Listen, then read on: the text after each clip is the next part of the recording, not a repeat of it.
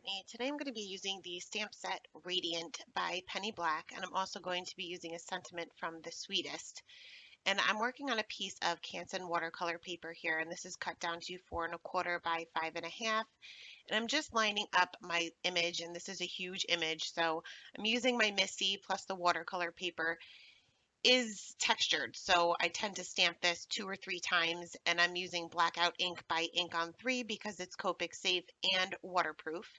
And we're going to be doing a little bit of both. And this card is actually going to go to my mom, and she absolutely hates this technique, except we normally do it with distress oxides. So hopefully she'll like this a little bit better.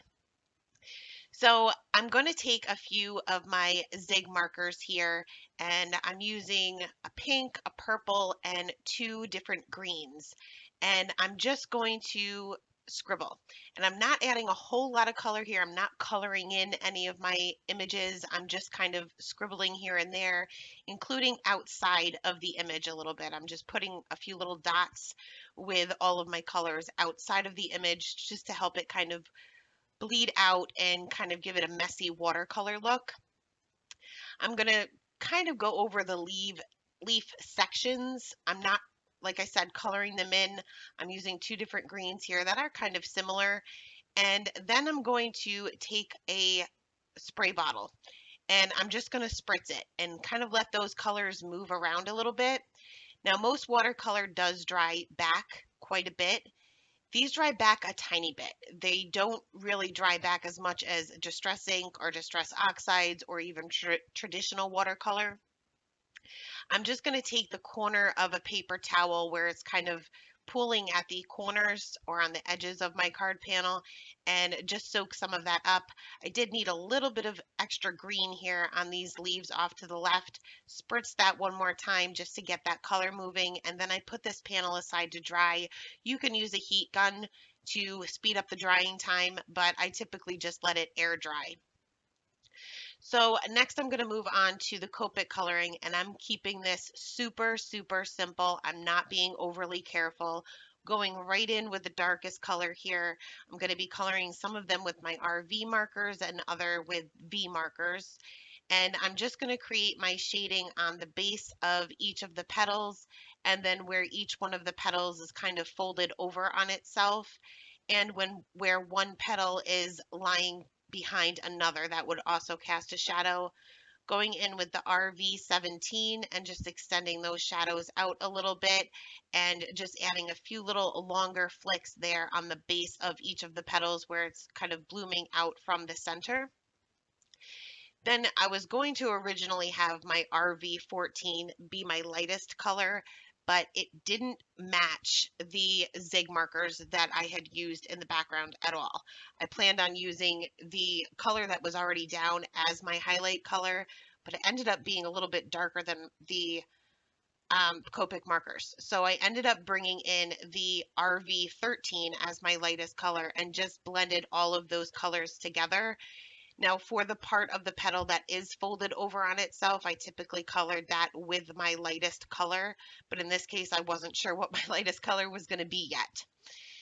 So we're going to move on to the V markers, and I'm going to be coloring one of the flowers that's not totally open, just to kind of show you where the shading would be for that. Again, going right in with my darkest color first, where one petal is lying underneath another, that would cast a shadow. Also where they are folded over on one another or on itself. And then the base of each of the petals, including that big one right there in the center. Taking the V06, I believe I used, and just extending those areas out even further. And now once I get to my lightest color, which is going to be the V01, it's significantly lighter than my background itself. And I had to take a little bit of break there. The cats were getting into things in the other room, so I had to go yell. Um, so once I had the V04 down, you'll see I'm going in with the V01, and all I'm doing is blending those colors out, really. You're not really going to see this in comparison to the background. I'll just show you one more flower here, and then we'll move on to the leaves and the center of the flowers. going to use the same V combination, and I use the same two combinations throughout the entire card for the flowers anyway, the RV and the V's. Again, this is going to be very similar to that first one that we colored. It's just a little bit larger. So going in and adding my shading on the base of each of those petals and where they are folded over on itself and where one is slightly behind the other. I'm just making these flicks on the base of the petals where they're blooming out from the center. I'm just making them a little bit longer this time around because I know my V01 is significantly lighter and it's not going to show up very much. And also this flower is obviously larger than that first one. So you can get away with those longer flicks and that larger shadow area. So going again in with that V04, extending all of those areas out. Now this is a pretty close match to that zig marker that I used, but this will just make the flowers pop a little bit in comparison to the background. You can totally skip this part if you just want a messy background and pop a sentiment on it and then you're done. But I just like my flowers to kind of pop out a little bit more. So I went ahead and continued with the rest of the flowers there, and we're going to move on to the leaves. And I'm using two different green combinations because there's two different leaves here. And I'm going really quick here. I don't have this sped up any more than I normally do, and I'm being really not careful at all because if I go out of the lines, it's okay because of my background. I have that messy background anyway, and you'll never know the difference. So the coloring on this didn't actually take very long. You don't have to be all that precise, just as long as your flowers kind of pop out a little bit and your leaves. For this second type of leaf, I'm just creating a shadow where they are underneath a little bit, the flowers, and just adding a little bit of shading in the center, extending that out with the two midtones, and then going over the entire thing with my lightest color because I'm switching from green or G markers to YG markers. So I wanted to lighten up all of them. So I went ahead and colored the rest of the leaves the same way.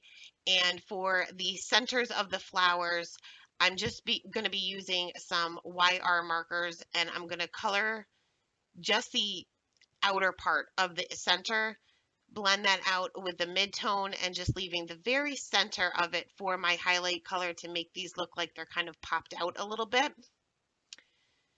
Now, once my coloring was all done, and I know my camera's a little crooked there, I have a new camera mount and I'm having a very hard time getting used to it.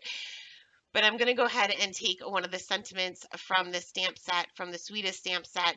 And I was originally going to go ahead and stamp this directly onto my card panel. And this is textured and you don't always get a great crisp black image when you stamp on it. So I'm going to go ahead and bring out my Misty again. I'm going to go ahead and line this up onto my card panel the best I can, and then I'll slowly close my Misty door just to make sure that the grid lines on my Misty door are lined up with the sentiment to make sure it is nice and straight. I'm going to go ahead and stamp this with Simon Says Stamp Black Dye Ink, and I was going to stamp this twice to get a good crisp image.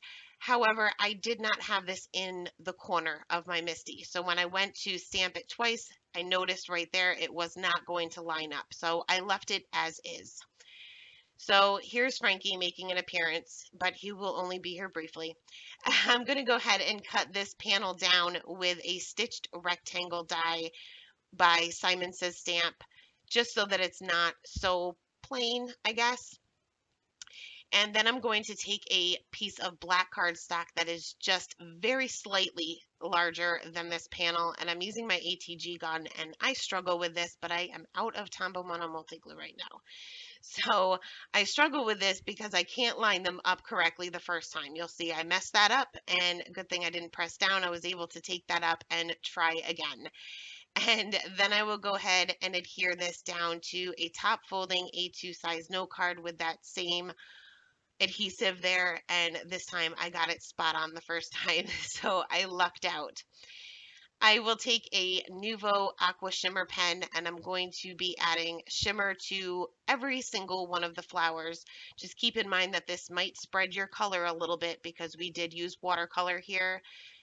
And then finally, I will take some clear Nuvo drops just to add a few drops above or around that sentiment on the top right hand corner, as well as the bottom left hand corner, just to break that area up a little bit as well. But that is the card for today, guys. Thanks a lot for stopping by and have a great day. Bye.